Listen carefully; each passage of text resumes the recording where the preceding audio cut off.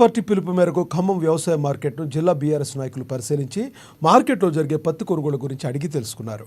BRS నాయకులు మాట్లాడుతూ ఇక్కడ ఒక్కొక్క రైతుది ఒక్కొక్క బాధ చెప్తున్నారని, పత్తి రైతు పరిస్థితి చాలా దారుణంగా ఉందని, కేంద్ర ప్రభుత్వం పత్తి మద్దతు ధర 7,521 ప్రకటించగా ధర ప్రకారం కొనుగోలు చేయడం లేదని ఆవేదన చెందుతున్నారు. కాటన్ కార్పొరేషన్ ఆఫ్ ఇండియా కలెక్టరేషన్ కార్పొరేషన్ ఆఫ్ ఇండియాగా మారిందని, ఇప్పటికైనా అధికారులు తీరును మార్చుకోకుంటే రానున్న రోజుల్లో ఉద్యమం తీవ్రతరం చేస్తామని హెచ్చరించారు.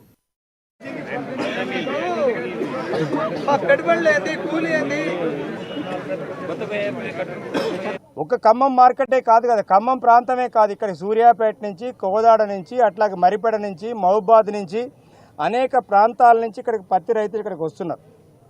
ఎన్ని క్వింటాల్స్ పత్తి వచ్చింది ఇక్కడికి మార్కెట్కి, ఎంత సీసీఐ కొనుగోలు చేసింది, ఎంత ఇతర వ్యాపారులు కొనుగోలు చేసిన లెక్కలు అనేటువంటిది అధికారుల దగ్గర లేవు.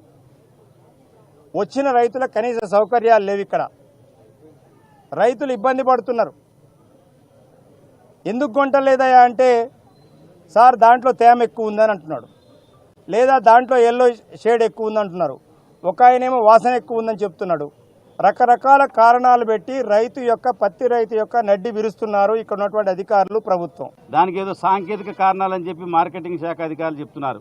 దాన్ని సక్రమంగా ఇనాం పద్ధతిని అమలు చేయాలి. జిల్లా కలెక్టర్ గారు తక్షణమే ఈ అందరూ వ్యాపారస్తులు కమిషన్దారులతో ఒక మీటింగ్ ఏర్పాటు చేసి మద్దతు ధర, కేంద్ర ప్రభుత్వం రాష్ట్ర ప్రభుత్వం ప్రకటించిన మద్దతు ధరకు కొనుగోలు చేసే విధంగా చూడాలి. ఇప్పటి వరకు సీసీఐ 1% కూడా మరి పత్తి కొనుగోలు చేయలేదంటే ఆ కేంద్రాలు ఏ రకంగా రైతుల కోసం పనిచేస్తున్నాయో ఆలోచించుకోవాలని గౌరవ రాష్ట్ర ప్రభుత్వానికి మంత్రి